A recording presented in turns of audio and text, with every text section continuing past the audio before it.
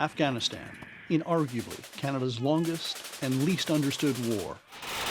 A war within living memory.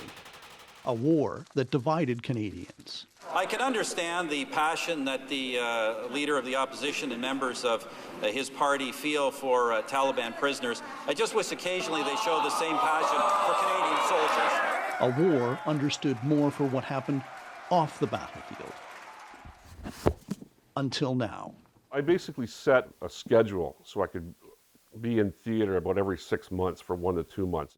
Sean Maloney exhaustively documented Canadian combat in Kandahar and elsewhere, facing the same bullets and bombs as soldiers.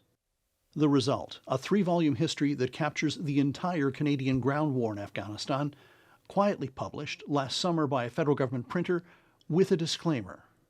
The views expressed were entirely those of the author. There are a number of people that tried to step in and interfere with my editorial prerogative. His account of the war often pulls no punches, at times criticizing allies, questioning Canadian commanders and government policy. Another colonel will step in and say, I can't contradict an established Canadian position for political reasons. And I said, yes, I can. I have academic freedom on this and editorial control.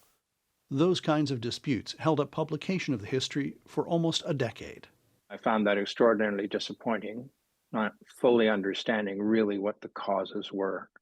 And there was perhaps some jealousy from some other academics or military officers. Only 1,600 copies, English and French, have been printed, making access difficult for Canadians and leaving soldiers wondering how they'll get a glimpse at their history. It's disappointing. Our history deserves to be told, deserves to be in a proper historical context, in a 3-volume set like it is. It deserves to be out in the public, in the libraries. The Canadian Army declined an interview.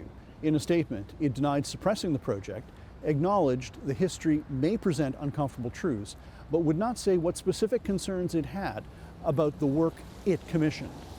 Murray Brewster, CBC News, Ottawa.